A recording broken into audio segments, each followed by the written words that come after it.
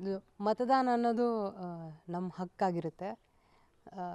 ಎಷ್ಟೊಂದು ಜನ ಆ ಹಕ್ಕನ್ನ ಚಲಾಯಿಸೋದಿಲ್ಲ. ಸೊ ನೀವು ಈ ಹಕ್ಕನ್ನ ಚಲಾಯಿಸದೇ ಇದ್ದರೆ ಏನಾಗುತ್ತೆ ಅಂತಂದರೆ, ನಿಮಗೆ ಕ್ವೆಶ್ಚನ್ ಮಾಡೋ ಅಂಥ ಅರ್ಹತೆ ಎಲ್ಲೋ ಒಂದು ಕಡೆ ಸ್ವಲ್ಪ ಕಡಿಮೆ ಆಗೋಗ್ಬಿಡುತ್ತೆ. ಸೊ ನೀವು ಏನು ಚೇಂಜ್ ಬಯಸ್ತೀರೋ ಅದನ್ನು ಇಂಪ್ಲಿಮೆಂಟ್ ಮಾಡೋದಕ್ಕೆ ಇದು ಒಂದು ಪವರ್ ನಿಮಗೆ. ಸೊ ಇದನ್ನು ನೀವು ಚಲಾಯಿಸಲಿಲ್ಲ ಅಂತಂದರೆ ಆ ಪವರ್ನ ನೀವು ಕಳ್ಕೊಂಡ್ಬಿಡ್ತೀರ. ಸೊ ಯಾರ್ಯಾರು ಇವಾಗ ಆಲ್ರೆಡಿ ಏಪ್ರಿಲ್ 26 ಆಗೋಗ್ಬಿಟ್ಟಿದೆ. ಮೇ 7 ಯಾರ್ಯಾರ್ದು ವೋಟಿಂಗ್ ಇದೆ, ನಿಮ್ಮೂರು ದೂರ ಇದ್ರೂ ಪರವಾಗಿಲ್ಲ, ಅವತ್ತಿನ ದಿನ ರಜಾ ಇದೆ. ಇವಾಗಲೇ ನಿಮ್ಮದು ಟಿಕೆಟ್ ಬುಕ್ಕಿಂಗ್ ಏನು ಮಾಡೋದಿದೆ ಅದನ್ನೆಲ್ಲ ಮಾಡಿಕೊಂಡು ನಿಮ್ಮ ಊರುಗಳಿಗೆ ಹೋಗ್ಬಿಟ್ಟು ನಿಮ್ಮ ವೋಟ್ನ ನೀವು ಕಾಸ್ಟ್ ಮಾಡಿ. ನಿಮ್ಮ ಏರಿಯಾದಲ್ಲಿ ನಿಮ್ಮ ಊರಲ್ಲಿರೋ ಯಾವ ಅಭ್ಯರ್ಥಿ ಚೆನ್ನಾಗಿ ಕೆಲಸ ಮಾಡಿದ್ದಾರೆ, ಯಾವ ಅಭ್ಯರ್ಥಿ ಅಭಿವೃದ್ಧಿ ಮಾಡಿದ್ದಾರೆ, ಅವ್ರ ಬಗ್ಗೆ ಸ್ವಲ್ಪ ತಿಳ್ಕೊಂಡ್ಬಿಟ್ಟು ಅವ್ರಿಗೆ ನಿಮ್ಮ ವೋಟ್ನ ಕಾಸ್ಟ್ ಮಾಡಿ.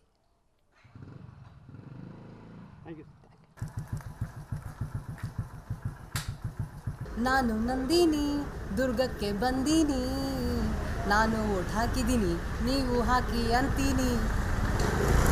ದಯವಿಟ್ಟು ವೋಟ್ ಹಾಕಿ. ನೋಡೋಕರಿದು ದಾನ ಅಲ್ಲ, ಇದು ಚಲಾಯಿಸೋದು ನಮ್ಮ ಹಕ್ಕಿದು. ಸೊ ಇದನ್ನು ವಿಚಾರ ಮಾಡಿ ಏನು 10 ಸತಿ ಯೋಚನೆ ಮಾಡಿ ನನ್ನ ವೋಟಿಂದ ಈ ದೇಶ ಬದಲಾಯಿಸ್ಬೋದು ಅನ್ನೋ ಒಂದು ಆತ್ಮಾಭಿಮಾನದಿಂದ, ಸ್ವಾಭಿಮಾನದಿಂದ ನನ್ನ ನೆಲದ ಭಾಷೆಯು ದೂರ ಬಲು ದೂರ, ಈ ಮನಕಂತೂ ದಾರಿ ತೋರುತ್ತಿದೆ.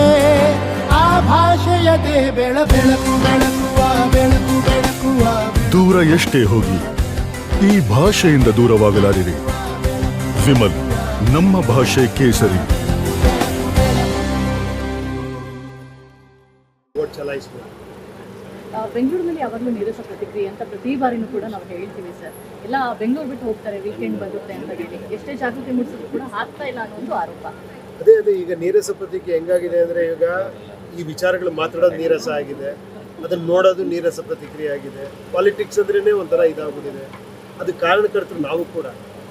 ಇವಾಗ ನಾನು ಬಂದು ಏನೋ ಹೇಳ್ತೀನಿ, ಮತ್ತು ನಾಳೆ ಬಂದ್ಬಿಟ್ಟು ಅದನ್ನು ಮಾಡಲ್ಲ, ಇನ್ನೊಬ್ರಿಗೆ ಬೈತೀನಿ, ಅವ್ರಿಗೆ ಬೈತೀನಿ, ಬರೀ ಜಗಳಾಡ್ಕೊಂಡು ಕೂತಿದ್ದೀವಿ ನಾವು. ಸೊ ನಮ್ಮ ಮಕ್ಕಳ ಫ್ಯೂಚರ್ ಏನು, ನಾವು ಏನೇನು ಬದಲಾವಣೆ ಮಾಡಬೇಕು, ಇದೆಲ್ಲದ್ರ ಬಗ್ಗೆ ನಾವು ಮಾತಾಡೋಲ್ಲ ಎಲೆಕ್ಷನ್ ಟೈಮಲ್ಲಿ. ಸೊ ಇದು ಮುಖ್ಯವಾಗಿ ಮಾತಾಡಬೇಕಾಗಿರೋದು. ಸೊ ಅವಾಗ ಆಟೋಮೆಟಿಕ್ಕಾಗಿ ಎಲ್ರಿಗೂ ಉತ್ಸಾಹ ಬರುತ್ತೆ, ಇಲ್ಲ ಇದು ಕರೆಕ್ಟ್, ಇದಕ್ಕೆ ನನ್ನ ಮತ ಚಲಾಯಿಸಬೇಕು ಅನ್ನೋದು ಬರುತ್ತೆ. ಸೊ ಹೋಪ್ಸ್ ಕಳ್ಕೊಳ್ಳೋ ಥರ ನಾವು ಮಾಡಬಾರ್ದು ಆ್ಯಕ್ಚುಲಿ. ಸರ್, ಮತದಾನ ಮಾಡದೆ ಸರ್ಕಾರವನ್ನು ಟೀಕೆ ಮಾಡುವಂತಹ ಅರ್ಹತೆ ಇರುತ್ತಾ ಅಂತ?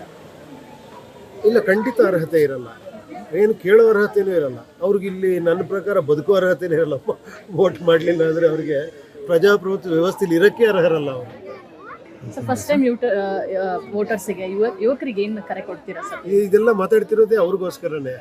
ಖಂಡಿತ ಮತ ಚಲಾಯಿಸ್ಬೇಕು. ಬಂದು ಮತನ ವಿಚಾರ ಮಾಡಿ ಚಲಾಯಿಸಬೇಕು, ಥಿಂಕ್ ಮಾಡಬೇಕು, ಮಾತಾಡಬೇಕು, ಆ್ಯಕ್ಚುಲಿ ಇನ್ವಾಲ್ವ್ ಆಗಬೇಕು. ಪಾಲಿಟಿಕ್ಸ್ ಅಂದರೆ ಕೇರ್ಲೆಸ್ ಮಾಡೋದಲ್ಲ. ಏನೋ ಒಂದು ಯಾರೋ ಬಂದರೂ ಅಷ್ಟೇ ಕಣೆ, ಯಾರು ಬಂದರೂ ಇಷ್ಟೇ ರೀ, ಇದು ಹಂಗೆ ಆಗಬಾರ್ದು. ಆ್ಯಕ್ಚುಲಿ ಎಲ್ಲೋ ಹೋಪ್ಸ್ ಕಳ್ಕೊಬಾರ್ದು ನಾವು. ಸರ್, ನಾವು ಎಷ್ಟೋ ಜನ ಪೋಲಿಂಗ್ ಬೂತಲ್ಲಿ ವೀಲ್ ಚೇರಲ್ಲಿ ಬರುವಂಥವ್ರು, ತೆವಳ್ಕೊಂಡು ಬರುವಂಥವ್ರು, ಅಂಥವ್ರನ್ನೆಲ್ಲ ನೋಡಿದಾಗ ಬೇರೆಯವ್ರು ಯಾಕೆ ಅವ್ರು ಹಂಗೆ ಬಂದ್ಬಿಟ್ಟು ಇವ್ರನ್ನ ಚೀಡಿಸ್ತಾ ಇದ್ದಾರೆ. ಆ್ಯಕ್ಚುಲಿ ನೋಡ್ರಯ್ಯ, ನಾನು ಬಂದು ವೋಟ್ ಮಾಡ್ತಿದ್ದೀನಿ, ನಿಮ್ಗೆ ಆ ಯೋಗ್ಯತೆ ಇನ್ನೂ ಗೊತ್ತಾಗಿಲ್ಲ ಅಂತ. ಸೊ ಇವ್ರಿಗೆ ಆ ಪರಿಸ್ಥಿತಿ ಬಂದು ಅವ್ರಿಗೆ ಅರ್ಥ ಆಗುತ್ತೆ ನಾವು ವೋಟ್ ಮಾಡಬೇಕು ಅಂತ. Thank you sir.